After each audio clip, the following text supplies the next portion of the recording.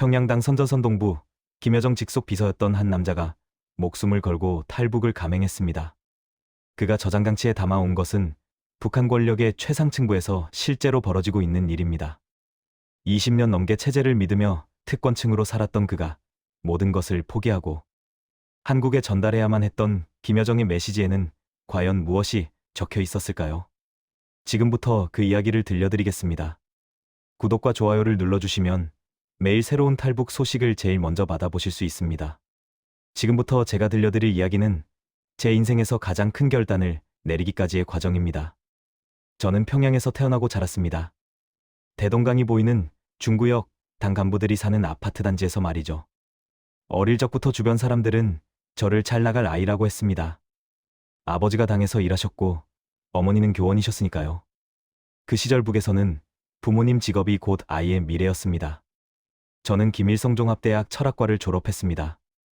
우리로 치면 서울대 같은 곳이죠. 졸업하자마자 조선노동당 선전선동부에 배치받았습니다.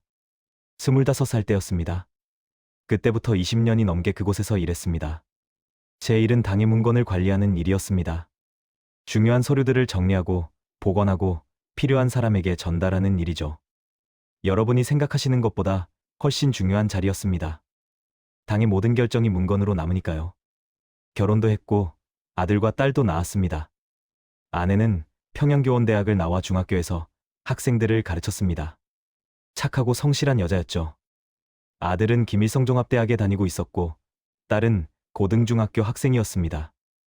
우리 가족은 평양에서 그럭저럭 괜찮은 생활을 하고 있었습니다. 당 간부 가족이다 보니 배급도 일반 주민들보다 좀 나았습니다.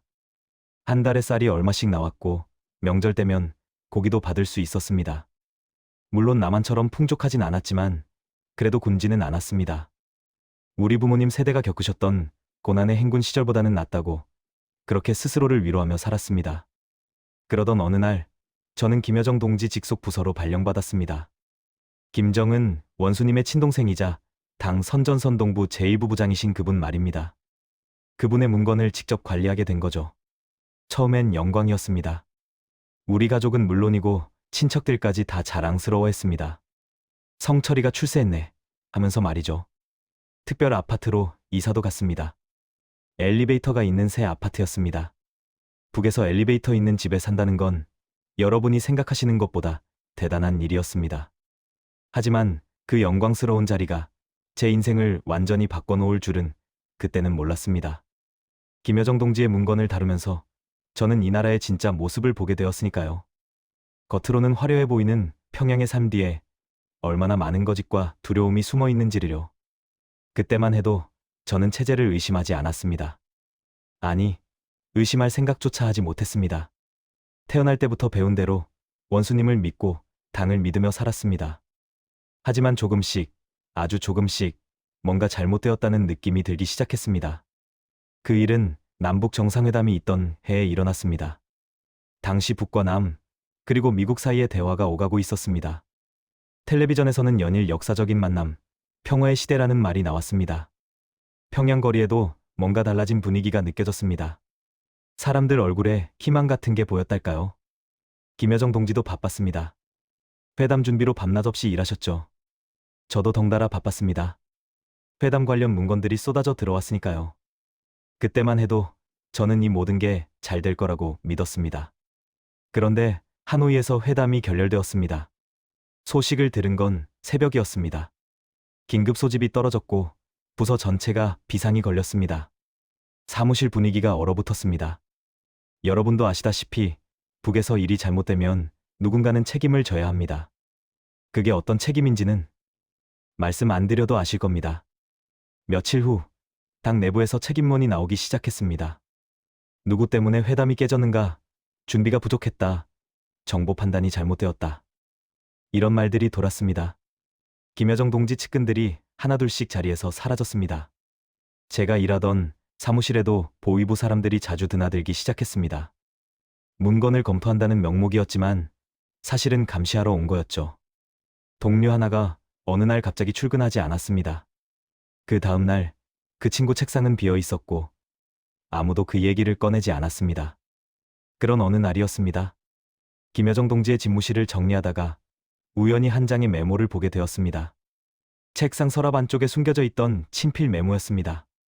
거기에는 이렇게 적혀 있었습니다. 이 체제에 미래가 있을까? 모든 것이 거짓 위에 세워진 것은 아닐까? 저는 그 순간 머리를 망치로 얻어맞은 것 같았습니다. 김정은 원수님의 친동생, 당의 핵심 인물이 이런 생각을 하고 계신다니. 제 손이 떨렸습니다. 황급히 메모를 원래 자리에 놓고 나왔지만 그 글귀는 제 머릿속에 계속 맴돌았습니다. 그날 밤 잠을 이룰 수가 없었습니다. 옆에 누운 아내에게 말할 수도 없었습니다. 이런 얘기는 가족에게도 하면 안 되니까요. 북에서는 가족끼리도 조심해야 합니다. 누가 누구를 신고할지 모르니까요. 체제를 의심하다니. 나는 지금 뭘 생각하고 있는 거지? 하지만 한번 생긴 의문은 사라지지 않았습니다. 오히려 날이 갈수록 커졌습니다. 거리를 걸으면서도 일을 하면서도 계속 그 생각이 났습니다.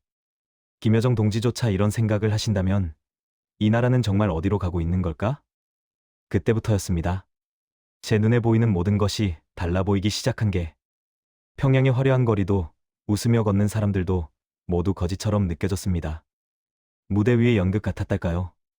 저는 그제야 깨달았습니다. 이 체제는 언젠가 무너질 거라고. 그리고 그 전에 제 가족만이라도 살려야 한다고. 회담 결렬 이후 평양의 분위기는 날로 험악해졌습니다. 당에서는 사상검열이라는 명목으로 간부들을 조사하기 시작했습니다. 회담 관련 업무를 했던 사람들은 모두 대상이었습니다. 당연히 저도 포함되어 있었죠. 어느 날 보위부에서 소환장이 날아왔습니다. 가슴이 철렁 내려앉았습니다. 북에서 보위부 소환장을 받는다는 건 여러분이 생각하시는 것보다 훨씬 무서운 일입니다. 6.25 때 인민군에게 끌려간다는 게 이런 기분이었을까요? 조사실은 지하에 있었습니다. 창문도 없는 좁은 방이었죠. 보위부 사람이 제 앞에 앉아서 몇 시간 동안 똑같은 질문만 반복했습니다. 동무는 어떤 문건을 봤는가? 김여정 동지와 어떤 대화를 나눴는가? 혹시 이상한 점을 발견하지 않았는가? 저는 아무것도 모른다고 그냥 시키는 대로 문건만 정리했다고 대답했습니다. 다행히 김여정 동지의 메모는 발견되지 않은 것 같았습니다. 아니, 어쩌면 그분이 미리 없애셨을 수도 있습니다. 조사는 일주일에 두세 번씩 계속되었습니다. 그러면서 저는 점점 지쳐갔습니다. 밤에는 악몽을 꾸었습니다. 정치범 수용소로 끌려가는 꿈, 가족과 헤어지는 꿈. 우리 집에도 변화가 생겼습니다. 아파트 복도에 낯선 사람이 서 있기 시작했습니다. 감시하는 거였죠. 아내는 불안해했고 아이들은 눈치를 챘는지 조용해졌습니다. 아버지, 우리 뭔가 잘못한 거예요? 딸아이가 조심스럽게 물었을 때 저는 아무 말도 할 수 없었습니다. 그저 괜찮다고, 걱정하지 말라고 머리만 쓰다듬어 줄 뿐이었습니다. 더 견디기 힘든 건 직장에서였습니다. 동료들이 저를 피하기 시작했습니다. 같이 점심을 먹던 사람들도 복도에서 마주치면 고개를 돌렸습니다. 북에서는 문제가 있는 사람과 어울리면 자기도 의심받으니까요. 한 달쯤 지났을 때 같은 부서에 있던 리 과장이 사라졌습니다. 출근했다가 점심시간에 보위부 사람들과 함께 나가더니 그 후로 소식이 없었습니다. 그분 가족도 함께 평양에서 사라졌다는 소문이 돌았습니다. 우리 부모님 세대는 전쟁을 겪으셨지만 그래도 가족은 지킬 수 있었습니다. 하지만 지금 저희는 전쟁도 없는데 하루아침에 가족이 뿔뿔이 흩어질 수 있는 세상에 살고 있었습니다. 그날 밤 저는 결심했습니다. 이대로는 살 수 없다. 우리 가족만이라도 살려야 한다. 하지만 어떻게 나갈 것인가? 당 간부 가족이 탈북한다는 건 거의 불가능에 가까운 일이었습니다. 평양을 벗어나는 것만도 허가가 필요한데 하물며 국경을 넘는다는 건. 그래도 방법을 찾아야 했습니다. 죽느냐 사느냐, 그것이 문제였습니다. 아내에게 조심스럽게 말을 꺼냈습니다. 처음엔 깜짝 놀라더니 한참을 울었습니다. 하지만 결국 고개를 끄덕였습니다. 당신을 믿겠어요. 우리 아이들만이라도 자유롭게 살게 해주세요. 그렇게 우리 가족의 위험한 계획이 시작되었습니다. 보위부 조사는 2달쯤 지나서야 끝났습니다. 다행히 저는 별 문제가 없다고 판정받았습니다. 하지만 직위는 강등되었죠. 김여정 동지 직속 부서에서 일반 문서고로 옮겨졌습니다. 어떻게 보면 오히려 잘된 일이었습니다. 감시가 조금 느슨해졌으니까요. 하지만 제 마음속에서는 이미 결정이 끝나 있었습니다. 무슨 일이 있어도 이 나라를 떠나야 한다. 문서고에서 일하면서 저는 은밀하게 준비를 시작했습니다. 탈북 방법에 대한 정보를 모으기 시작한 거죠. 물론 누구에게 직접 물어볼 수는 없었습니다. 대신 귀를 열어두고 조심스럽게 들었습니다. 장마당, 우리로 치면 시장 같은 곳에서 들리는 소문들이 있었습니다. 누가 중국으로 넘어갔다더라. 브로커를 통하면 된다더라. 이런 이야기들 말이죠. 물론 대부분은 잡히고 나서 비참한 꼴을 당한다는 이야기였지만요. 그러던 어느 날, 제 인생을 바꿀 또 하나의 발견을 하게 되었습니다. 문서고 정리를 하다가 오래된 김여정 동지의 문건, 상자를 발견했습니다. 회담 실패 전후의 문서들이 들어 있었죠. 혹시 몰라서 확인하는데 상자 밑바닥에 작은 수첩이 하나 있었습니다. 펼쳐보니 김여정 동지의 친필 일기였습니다. 손이 떨렸습니다. 이걸 봐서는 안 되는데. 하지만 호기심을 참을 수가 없었습니다. 주변을 살피고 조심스럽게 읽기 시작했습니다. 거기에는 충격적인 내용이 적혀 있었습니다. 나도 자유로운 곳으로 가고 싶다. 마음대로 말하고, 마음대로 생각하고, 마음대로 살고 싶다. 하지만 내 위치가, 내 혈통이 그걸 허락하지 않는다. 나는 평생 이 세상에 갇혀 살아야 하는 걸까? 저는 믿을 수가 없었습니다. 김정은 원수님의 친동생이, 당의 핵심 인물이 이런 생각을 하고 계시다니. 더 읽어 내려갔습니다. 남쪽 사람들이 부럽다. 그들은 자유롭다. 우리는 모두 거짓 속에서 살고 있다. 그 순간 모든 게 명확해졌습니다. 백두혈통이라 불리는 최고 권력자의 가족조차 탈북을 꿈꾸고 있었습니다. 이 체제는 진짜로 끝이 보이는 거였습니다. 저는 재빨리 주머니에 있던 작은 카메라를 꺼냈습니다. 당에서 업무용으로 쓰라고 준 거였죠. 떨리는 손으로 일기장 페이지들을 찍었습니다. 주변을 계속 살피면서요. 사진을 다 찍고 나서 일기장을 원래 자리에 놓았습니다. 그리고 곧바로 사무실 화장실로 갔습니다. 심장이 터질 것 같았습니다. 이 내용을 남쪽에 전해야 한다. 단순히 우리 가족만 살겠다는 생각을 넘어서 이제는 사명감 같은 게 생겼습니다. 김여정 동지도 자유를 갈망하고 있다는 사실을, 북한 최고 권력층도 이 체제의 한계를 느끼고 있다는 사실을 세상에 알려야 한다고요. 그날 밤 저는 집에 숨겨둔 저장 장치의 사진들을 옮겼습니다. 가족들이 다 잠든 후에 조심조심 작업했죠. 저장 장치는 아내의 화장품 케이스 밑바닥에 숨겼습니다. 가장 의심받지 않을 곳이었으니까요. 이제 진짜로 탈북을 실행에 옮길 때가 왔습니다. 목숨을 걸어야 하는 순간이었습니다. 탈북을 결심하는 것과 실제로 실행하는 것은 완전히 다른 문제였습니다. 먼저 돈이 필요했습니다. 북에서 중국으로 넘어가려면 브로커에게 줄 돈이 필요했고, 중국에서 한국까지 가려면 더 많은 돈이 필요했습니다. 당 간부였던 저는 그나마 조금 모아둔 게 있었지만 턱없이 부족했습니다. 아내의 금반지를 팔았습니다. 결혼할 때 제가 선물한 거였죠. 아내는 아무 말 없이 반지를 빼서 제 손에 쥐어줬습니다. 가슴이 미어졌습니다. 미안하오. 나중에 나만 가면 더 좋은 걸 사줄게. 괜찮아요. 이게 무슨 소용이에요? 우리 가족이 살아야죠. 장마당에 아는 사람을 통해 브로커를 찾았습니다. 탈북을 도와주는 사람들이죠. 물론 위험한 일이었습니다. 자칫하면 브로커가 저를 보위부에 신고할 수도 있었으니까요. 만난 브로커는 조선족 출신이었습니다. 중국과 북한을 오가며 장사하는 사람이었죠. 그 사람은 제 얘기를 듣더니 고개를 저었습니다. 평양 사람은 힘들어요. 특히 당 간부 출신이면 더 그렇고. 국경경비대가 눈에 불을 켜고 찾아요. 돈은 걱정 마시오. 나만 가서도 더 드릴 수 있어. 브로커는 한참을 고민하더니 조건을 제시했습니다. 가족 넷이 함께 가려면 엄청난 돈이 필요했습니다. 우리가 가진 돈의 3배였습니다. 결국 아버지 산소에 가서 몰래 묻어둔 금부치를 꺼냈습니다. 우리 어머니가 돌아가시면서 남기신 거였죠. 어머니, 아버지, 불효자를 용서하십시오. 손자, 손녀만이라도 살려야 합니다. 브로커는 계획을 알려줬습니다. 여름 장마철을 이용하기로 했습니다. 두만강 물이 불어나면 경비가 조금 허술해진다고 했죠. 함경북도 온성까지 가서 거기서 강을 건너는 겁니다. 평양에서 온성까지 어떻게 가요? 그건 알아서 하세요. 저희는 온성에서부터 책임집니다. 여행증을 위조해야 했습니다. 다행히 당에서 일하면서 알게 된 사람 중에 문서 위조를 할 줄 아는 친구가 있었습니다. 그 친구에게 조심스럽게 부탁했죠. 무슨 일이요? 함경도 쪽에 친척 문상을 가야 하는데. 급한 일이라. 친구는 눈치를 챈 것 같았지만 아무 말 않고 도와줬습니다. 나중에 알았지만 그 친구도 탈북을 생각하고 있었다고 합니다. 집에서는 조용히 준비했습니다. 짐을 쌀 수 없으니 가장 중요한 것만 골랐습니다. 아내는 아이들 사진을, 저는 저장 장치를 챙겼습니다. 그리고 제 부모님, 아내 부모님 사진도 몰래 가져갔습니다. 출발 전날 밤, 혼자 부모님 산소에 갔습니다. 평양 외곽, 대동강이 보이는 언덕이었습니다. 어렸을 때부터 보던 풍경이었죠. 아버지, 어머니, 불효자가 이제 떠납니다. 다시는 이곳에 올 수 없을지도 모릅니다. 무덤 앞에 절을 올리는데 눈물이 났습니다. 고향을 떠난다는 게 이렇게 아픈 일인지 몰랐습니다.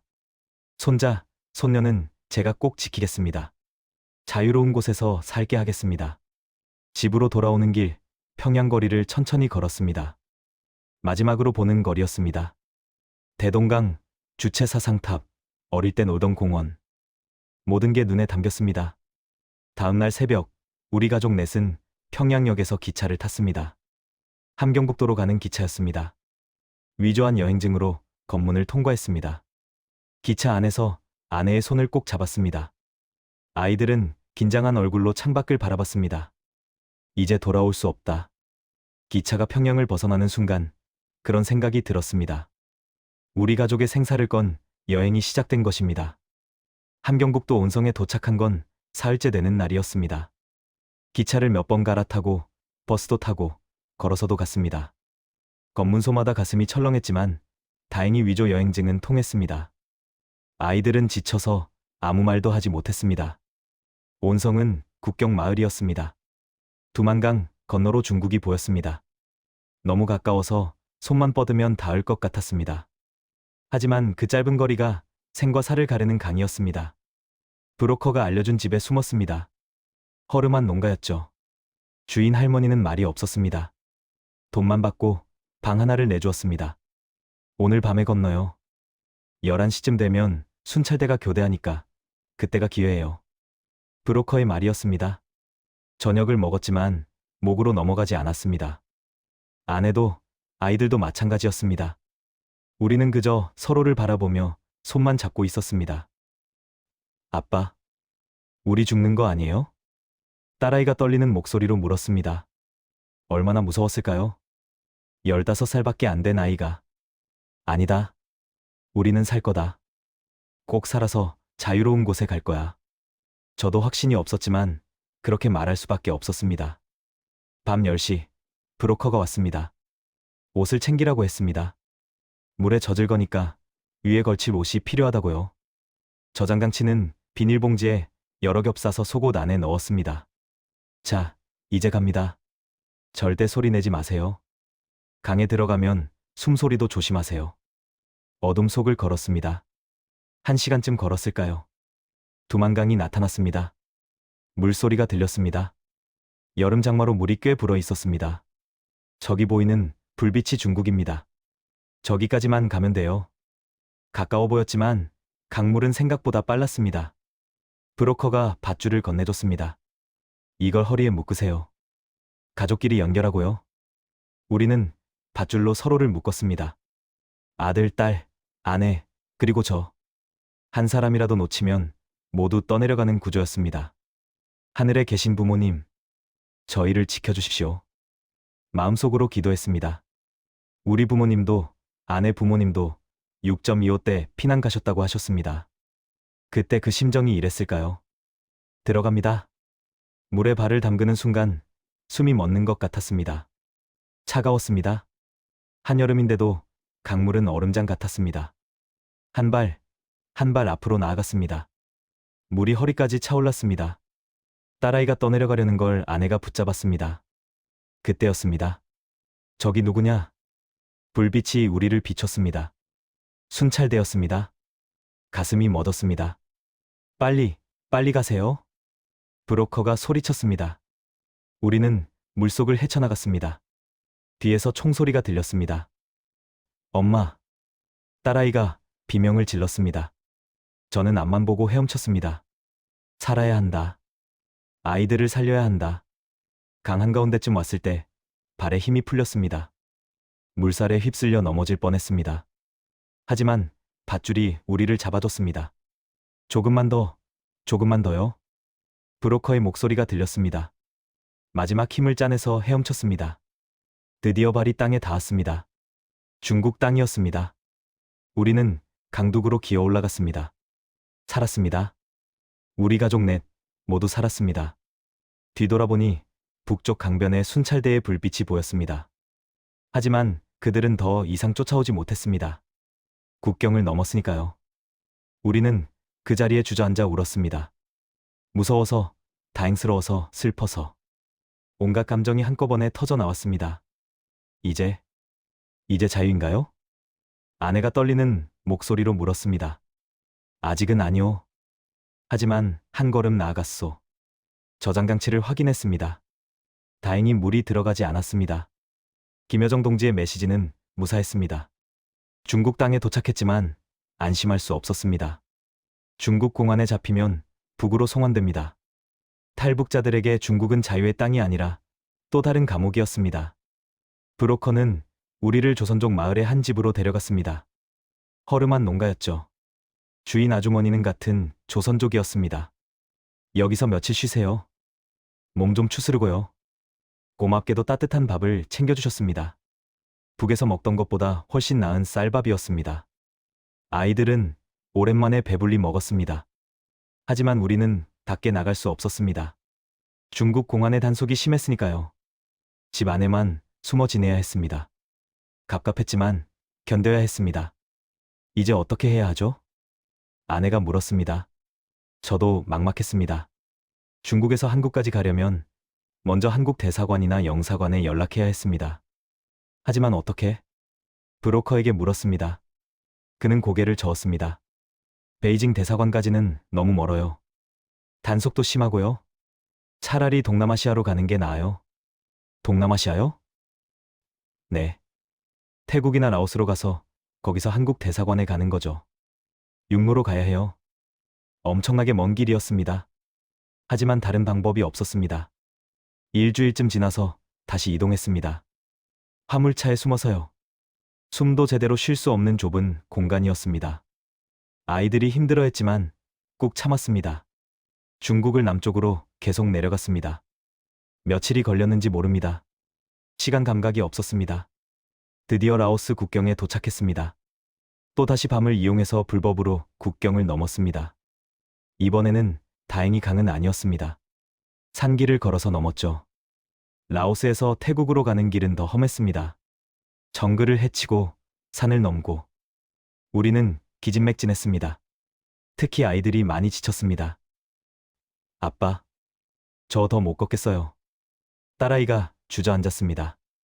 저는 딸을 업었습니다. 몸무게가 느껴지지 않았습니다. 그저 살아야 한다는 생각뿐이었습니다. 태국에 도착해서야 저는 결심했습니다. 한국 대사관에 직접 가기로요. 방콕의 한국 대사관 앞, 저는 경비원에게 말했습니다. 저희는 북한에서 온 탈북자입니다. 도와주십시오. 경비원은 놀란 표情으로 우리를 보더니 안으로 안내했습니다. 대사관 직원이 나왔습니다. 저는 제 신분을 밝혔습니다. 저는 평양당 선전선동부에서 일했습니다. 김여정 동지 직속이었습니다. 직원의 눈빛이 달라졌습니다. 증거가 있습니까? 저는 조심스럽게 저장장치를 꺼냈습니다.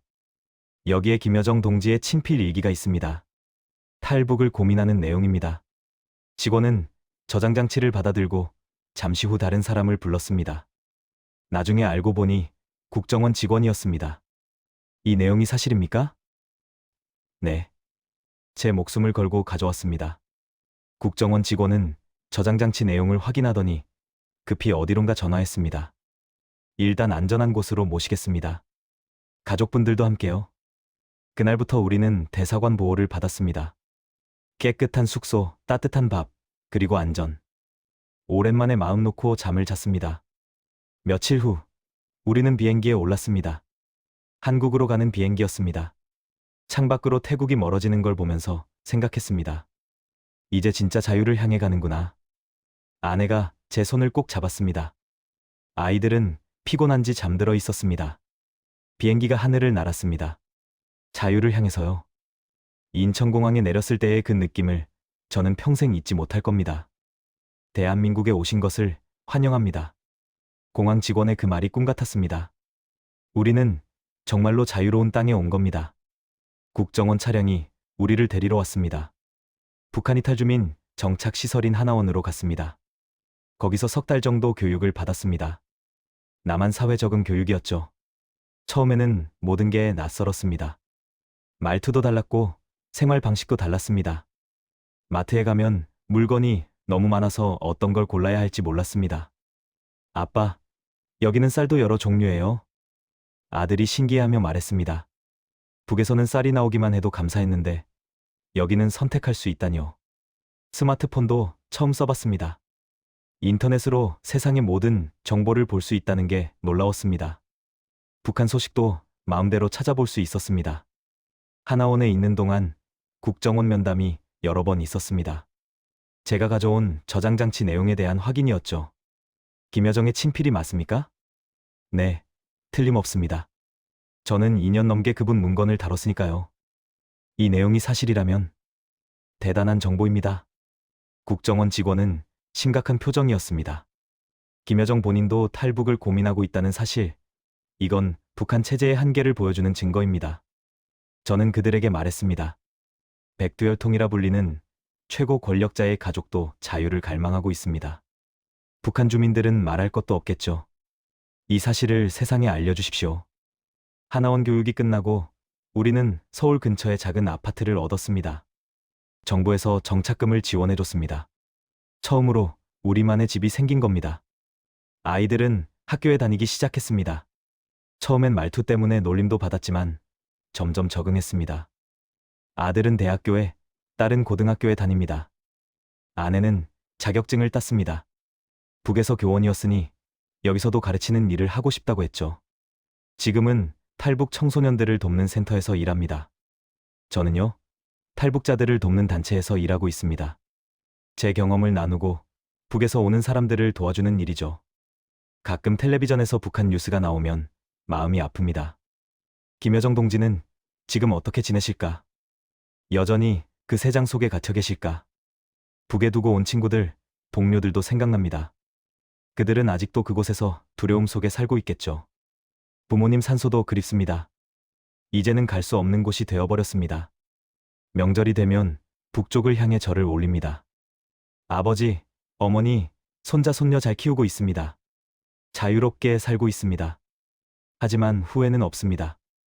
우리는 올바른 선택을 했습니다. 여러분께 이 이야기를 들려드리는 이유가 있습니다. 북한은 여러분이 생각하는 것보다 훨씬 더 허약한 체제입니다. 최고 권력층조차 무너질 거라는 걸 알고 있습니다. 통일은 머나먼 이야기가 아닙니다. 김여정 같은 사람도 자유를 꿈꾸는데 2천만 북한 주민들은 어떻겠습니까? 우리 세대의 통일을 볼 수 있을까요? 모르겠습니다. 하지만 희망은 있습니다. 언젠가 제가 고향 땅을 다시 밟을 수 있는 날이 오기를? 두만강을 다리로 건널 수 있는 날이 오기를 꿈꿉니다. 그때까지 저는 여기서 자유를 지키며 살겠습니다. 그리고 북에 있는 동포들에게 말하고 싶습니다. 여러분도 자유로울 수 있습니다. 포기하지 마십시오. 감사합니다. 제 이야기를 들어주셔서 감사합니다.